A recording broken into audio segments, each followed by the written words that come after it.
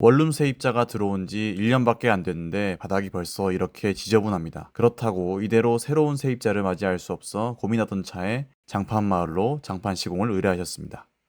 어떠신가요? 이번에는 기존 장판을 걷지 않고 그 위에 새 장판을 시공하는 장판 덧방 시공을 해봤습니다. 흔히 덧방 시공은 습기나 곰팡이 때문에 절대 하지 말라고들 합니다. 하지만 바닥 상태만 괜찮다면 충분히 가능한 시공 방법입니다. 이번 현장은 벽 주변에 습기나 곰팡이가 없었고 장판이 심하게 패이거나 들뜬 곳도 없었기 때문에 기존 장판을 철거하지 않고 그대로 덧방 시공했습니다. 철거 과정 없이 시간과 비용을 줄일 수 있는데 시공 전 꼭 확인해야 할 세 가지와 전체 시공 과정은 지금부터 자세히 보여드리겠습니다. 영상 끝까지 시청해주세요. 오늘 시공한 장판은 1.8T EL1821입니다. 밝은 우드톤의 장판으로 하얀 장판의 장점과 진한색 장판의 장점을 잘 표현한 장판인데요. 원룸과 같이 임대를 주는 공간이나 가성비 바닥재로는 딱 맞는 장판입니다.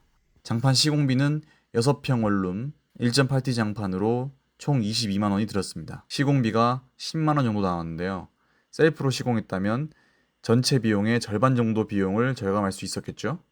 실제로 많은 분들이 간단하게 시공할 장판을 많이 찾고 계십니다. 셀프로 도전해보고 싶으신 분들은 아래의 고정 댓글 영상을 확인해주세요. 초보자도 시공하기 쉬운 장판들을 따로 모아 소개해 두었으니 필요하신 분들은 참고해 보시기 바랍니다. 그렇다면 이제 덧방 시공 과정에 필요한 세 가지를 알려드리겠습니다. 먼저 벽 주변이나 장판 끝부분에 곰팡이와 습기가 없는지 확인합니다. 특히 벽과 장판이 만나는 모서리 부분이나 창가 주변을 자세히 봐주세요.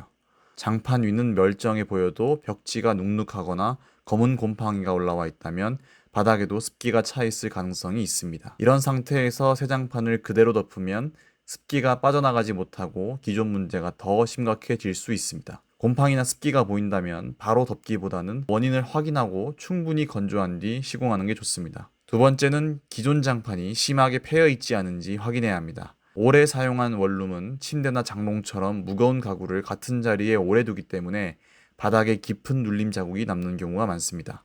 문제는 그 위에 그대로 새 장판을 깐다고 해서 기존 장판의 자국이 사라지지는 않습니다. 패임이나 단차가 심하면 새 장판 위로 그대로 드러날 수 있고 걸을 때 발에 느껴질 수도 있습니다. 그대로 덮기보다 먼저 바닥을 평평하게 정리한 뒤에 시공하는 게 좋습니다. 마지막은 기존 장판이 울거나 들떠 있지 않은지 확인합니다. 장판 가운데가 볼록하게 올라와 있거나 걸을 때 장판이 움직인다면 밑 장판이 제대로 잡혀 있지 않은 상태일 수 있습니다. 이런 상태에서 새 장판을 덮으려 한다면 아래 장판이 움직이면서 위에 깐 새 장판까지 함께 밀리거나 울 수 있습니다. 이 세 가지에 큰 문제가 없다면 장판 덧방을 무조건 피할 필요는 없습니다. 기존 바닥 상태만 제대로 확인한다면 철거 과정 없이 시간과 비용을 줄이면서도 충분히 깔끔하게 시공할 수 있습니다. 그럼 이제 전체 시공 과정을 보겠습니다. 장판 치수를 측정합니다.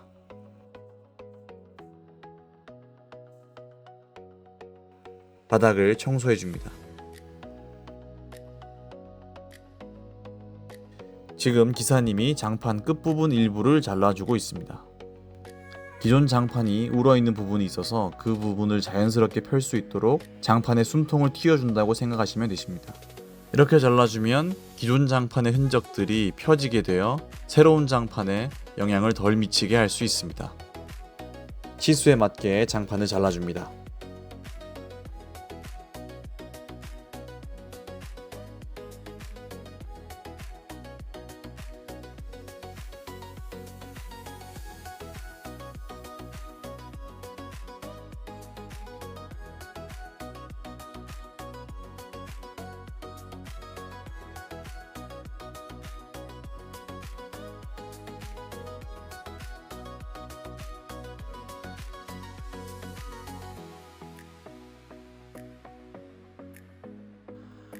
옷장 바닥 모서리를 재단합니다.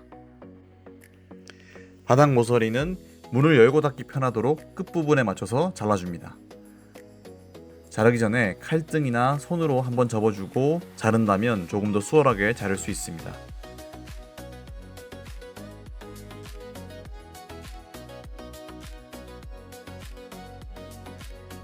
바닥 모서리를 잘라줍니다.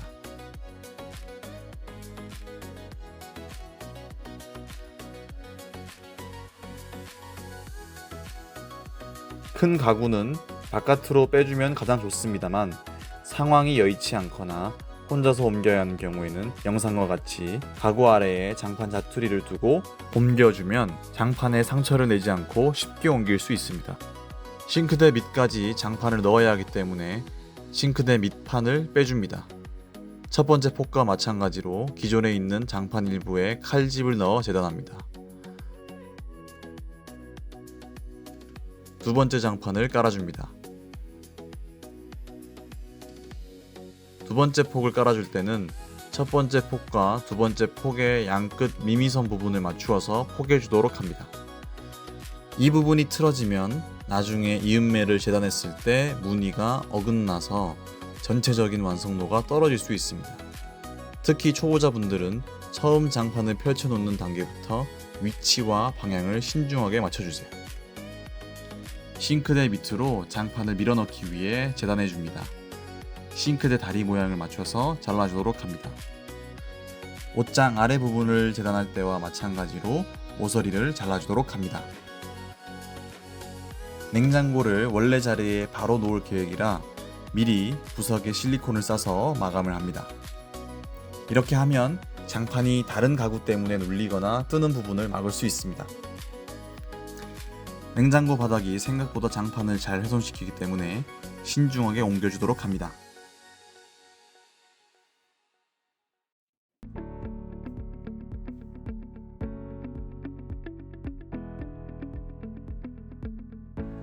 세 번째 폭을 깔아줍니다. 세 번째 폭은 전체를 다 쓰지 않고 일부분만 쓰기 때문에 폭으로 잘라줍니다.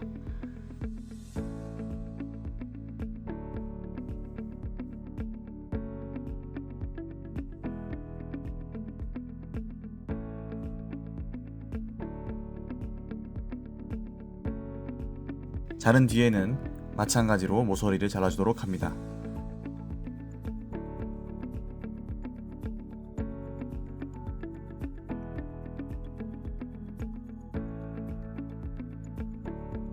세 번째 폭을 사용하고 남은 짜투리가 있었는데요. 이 짜투리를 활용해서 화장실 앞쪽 공간을 시공하도록 합니다. 예산이 정해져 있다 보니 이런 작은 공간에 새로운 장판을 사용하면 상당한 낭비가 될 수 있습니다. 지금 보여드리는 방법을 잘 보시고 실제 시공할 때도 활용해보세요.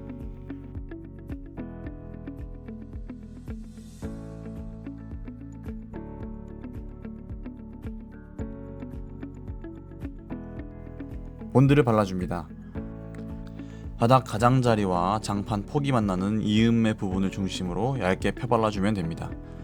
이때 본드를 너무 많이 바르면 장판을 눌렀을 때 옆으로 새어나와서 표면까지 묻을 수 있으니 한 곳에 뭉치지 않도록 적당량을 고르게 발라줍니다.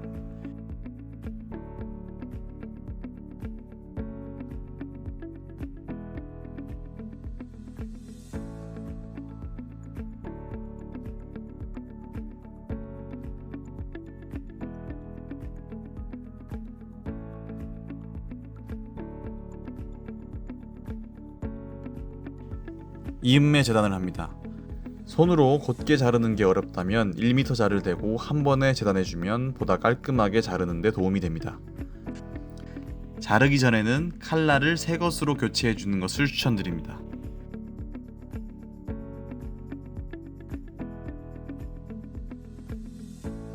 재단한 이음매에 용착제를 사용하여 채워줍니다.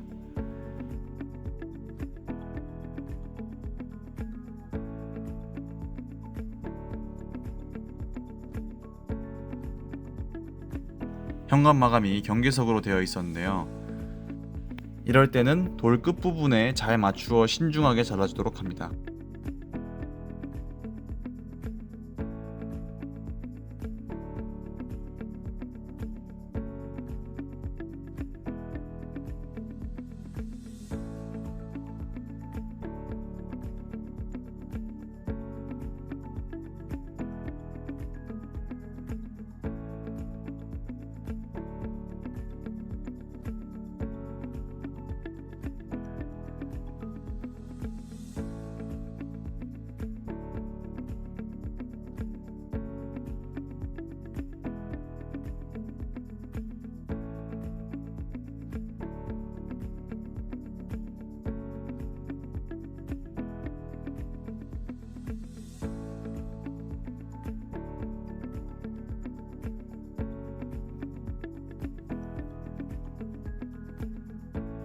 이제 실리콘을 쏴줍니다.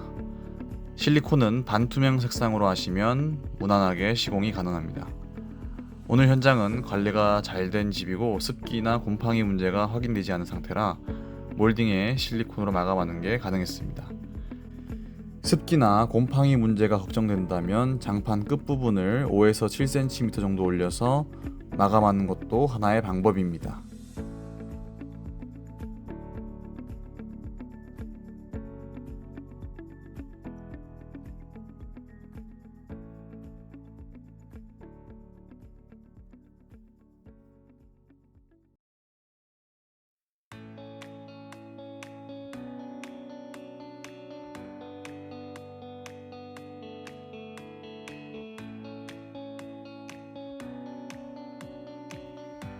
이제 마감이 되었습니다.